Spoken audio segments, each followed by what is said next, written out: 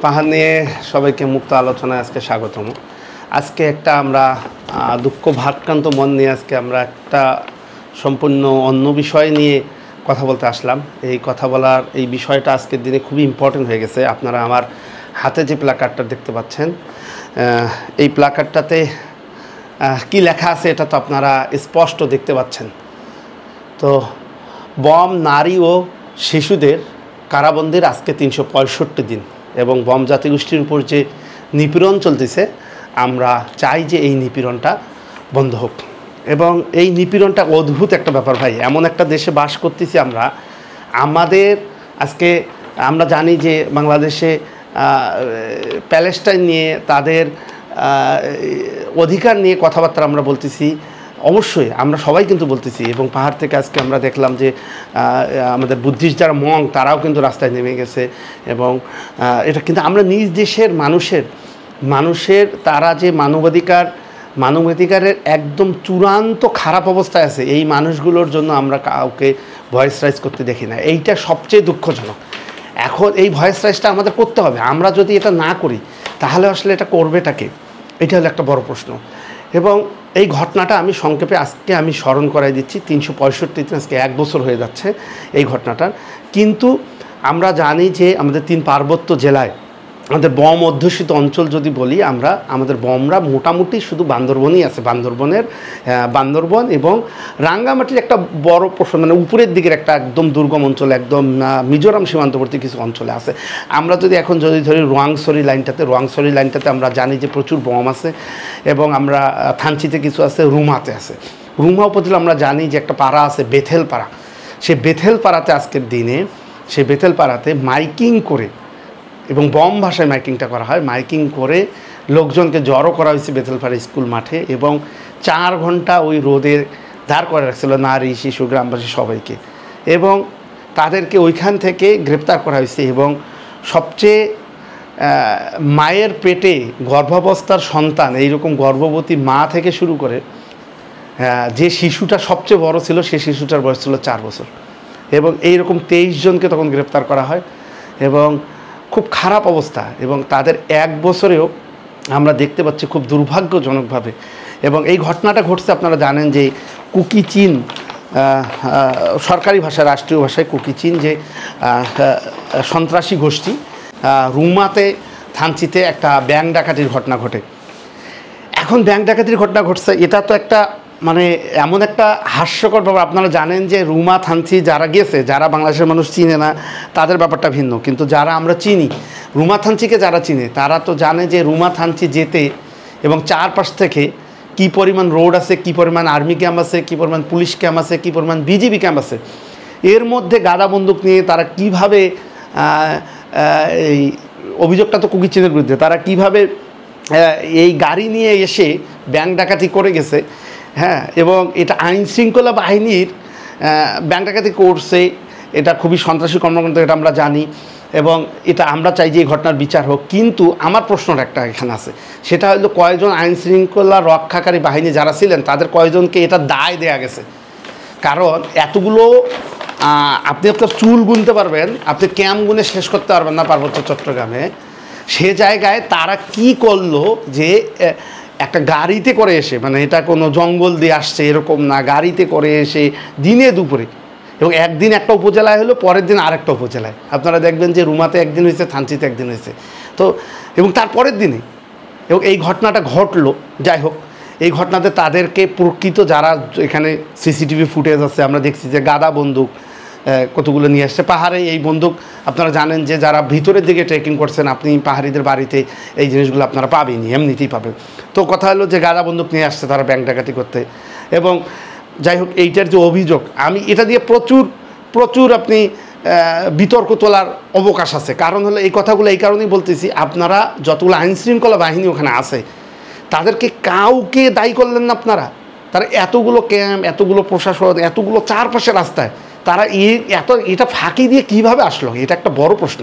এবং গাড়ি নিয়ে আসছে, এটা কীভাবে আসলো, এটা একটা বড় প্রশ্ন। আর একটা বড় প্রশ্ন হলো, আপনি সিসিটিভি ফুটেজে দেখছেন কারা এই মানুষগুলো, স্পেসিফিক এই মানুষগুলোকে আপনারা গ্রেপ্তার করতেন। আপনারা 1 বছর ধরে এই শিশুগুলো, গর্ভবতী মা, তাকে অনেক মানে আলোচনা সমালোচনার পর ওই গর্ভবতী মাকে ছেড়ে দিয়েছে। তা বাদে এই মানুষগুলোকে আপনারা 1 বছর ধরে বিনা বিচারে আপনারা একটা স্পেশাল একটা অভিযোগের ভিত্তিতে আপনারা তাদেরকে জেলে পুরে রাখছেন এই মানুষগুলোকে। এটাতে কি বুঝাইতে যাচ্ছেন? এটাতে কি পাহাড়ে শান্তি শৃঙ্খলা ফিরবে, না পাহাড়ে মানুষদের অধিকার নিশ্চিত হবে, না এখানে আপনারা কোন মানবাধিকার এখানে নিশ্চিত করতে পারলেন? এই 1 বছর এদেরকে বন্দি রেখে, এই যে নিরীহ নারী শিশু এই মানুষগুলোকে বন্দি রেখে আপনারা কি করতে পারলেন? এইটা আমার কাছে রাষ্ট্রের কাছে প্রশ্ন। এবং এখন শুধু কুকিচিন যে এখানে অভিযুক্ত তা তো না, কুকিচিন শুধু অভিযুক্ত তা তো না, অভিযুক্ত আনসারুল্লাহ বাংলা টিম জঙ্গিবাদ যারা করতে গেছে, আনসারুল্লাহ বাংলা টিমের প্রধান, ওনার নাম জসিম সাহেব, তাকে আপনারা মুক্তি দিচ্ছেন, হাস্যকর ব্যাপার। এবং যতগুলো ওখানে জঙ্গিবাদ করতে গেছে যে মানুষগুলো, প্রতিটা মানুষকে আপনারা মুক্তি দিচ্ছেন, আপনারা এই মানুষগুলোকে মুক্তি দিচ্ছেন। আর এই নিরীহ বম জাতিগোষ্ঠীর একদম নারী শিশু এই মানুষগুলোকে আপনারা ওখানে জেলে পুরে রাখছেন। মানে এইটাতে আপনারা পাহাড়ের সমস্যার সংকটের সমাধান করবেন এভাবে। এবং পাহাড়ে যে দীর্ঘদিন ধরে এই যে মানুষগুলো তাদের জায়গা জমি ছেড়ে পালাই গেছে, তারা যে মিজোরামে আশ্রয় নিচ্ছে, এতগুলো মানুষ আমার দেশের মানুষ, সে নিরাপত্তার অভাব বোধ করতেছে বলে সে এখান থেকে সে চলে গেছে আর একটা দেশে গিয়ে আপনারা যেভাবে মুক্তিযুদ্ধের সময় ইন্ডিয়াতে চলে গেছিলেন, ইন্ডিয়াতে চলে গিয়ে 1 কোটির উপরে শরণার্থী চলে গেছিলেন, তারা শরণার্থী হিসেবে জীবনযাপন কীরকম বাঙালিরা জানে না সব তো ভুলে গেছে। আর তার একইভাবে শরণার্থীর জীবনযাপন করতেছে মিজোরামে গিয়ে। তাদের দেখলে দুঃখ লাগে। এই পাড়াগুলো প্রতিটা বম পাড়া আমার যাওয়া হয়েছে। এবং ট্রেকিং আমরা এত ইউনিভার্সিটির ছেলেমেয়েদের নিয়ে ট্রেকিং করছি, আমরা কোনো দিন এত জায়গায় গেছি, এত বম পাড়া গেছি। আপনারা মানে এত সুন্দর পাড়া, লুংলাই পাড়া, তার প্রভাতচন্দ্র পাড়া, ওপর শঙ্খবনী পাড়া হয়ে একদম উপরের দিকে সিপ্পি পাড়া, নিচে রনিন পাড়া, মুন্নম পাড়া, ক্লাপলং পাড়া। তো এই পাড়াগুলো, বেথেল পাড়া, এই পাড়াগুলো আপনি দেখেন এখন অনেকটা জনমানব শূন্য হয়ে গেছে। এবং তারা একটা ভয়ের মধ্যে আছে, তারা চাল কিনতে পারে না, তারা ঠিকভাবে জুম করতে পারে না, তারা তাদের উৎপাদিত ফসল বিক্রি করতে পারে না, কি একটা দুর্বিষ অবস্থা আছে। এবং বম মানেই মনে হচ্ছে যে কুকিচিন। কেন ভাই? আপনি নির্দিষ্ট এই দেশের নাগরিকে যার নির্দিষ্ট, আপনি কুকিচিন যারা ওই ব্যাংক ডাকাতির সঙ্গে যুক্ত আছে, আপনি তাদেরকে স্পেসিফিক ভিডিও দেখে কতজনকে ধরছেন? আপনি স্পেসিফিক যারা জড়িত, এই মহিলাটা কি এখানে জড়িত? আপনারা এটা প্রমাণ করতে পারছেন?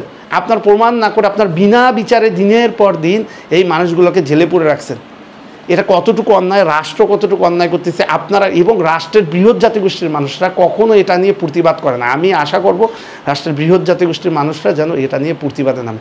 এটা নিয়ে যদি আজকে আমরা প্রতিবাদ না করি, এই অবস্থায় যদি চলতে থাকে, আমার কাছে মনে হয় না যে মানে এটা কতটুকু আপনার মানবাধিকার রক্ষা করতেছেন, এটা নিয়ে একটা বড় প্রশ্ন থেকে যায়। এবং আমার তো মনে হয় যে বাংলাদেশের উপর সবার আগে জাতিসংঘের এই বিষয়টা দেখা উচিত।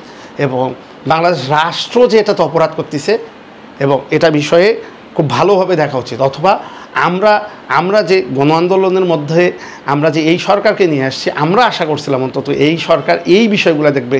যদি জঙ্গিরা ছাড়া পেতে পারে, জঙ্গিদের মতো এই মানুষগুলোকে জঙ্গির চেয়ে ভয়ঙ্কর অপরাধী আপনাদের কাছে মনে হয়? এই যে নারী শিশু এই মানুষগুলোকে আপনার জঙ্গিদের চেয়ে বড় অপরাধী আপনাদের মনে হচ্ছে? তাহলে এই মানুষগুলোর মুক্তিতে বাধা কোথায়? কেন সরকার বিশেষ উদ্যোগে আপনারা দুনিয়ার চোর, ছ্যাঁচর, বাটপার, রাজনীতিবিদ যেসব আসছিল, এই জঙ্গি থেকে শুরু করে আপনি কাউকে বাদ দেন, সবাইকে কিন্তু ছেড়ে দেওয়া হয়েছে। শুধুমাত্র আটকে আছে কারা? এই মানুষগুলো, এই নিরীহ বম জাতীয় গোষ্ঠী। তো আমরা আজকে এই প্লাকার্ড হাতে নিচ্ছি এবং আজকের আমরা চাই যে প্রতিটা মানুষ যেন নিজ নিজ জায়গা থেকে জেগে ওঠে। এবং এই যে আমাদের বম, নারী ও শিশুদের যে কারাবন্দির আজকে 365 দিন, আমরা চাই এই মানুষগুলোর বম জাতিগোষ্ঠীর উপর যে রাষ্ট্রীয় নিপীড়ন চলতেছে, এই নিপীড়নটা যেন বন্ধ হয়। এই নিপীড়নটা যদি বন্ধ হয়, আমরা যদি মানুষকে মানুষ হিসাবে বিবেচনা করি, আমরা যদি কোনো জাত, ধর্ম এসব বিবেচনা না করে শুধু মানুষকে যদি মানুষ হিসাবে বিবেচনা করি, যে মানুষের অধিকারের বিষয়ে যদি আমরা কথা বলি, তাহলে এই নিপীড়ন সবার আগে বন্ধ হওয়া উচিত। এবং আপনার ঘর থেকে আপনার এই সাধারণ মানুষদের পিছনে, আপনাদের সাধারণ মানুষের জন্য আপনাদের প্রতিবাদ করা উচিত। এবং আশা করব এতটুকু আপনারা করবেন। ভালো থাকবেন। আজকের মতো এখানে রাখলাম। শুভরাত্রি।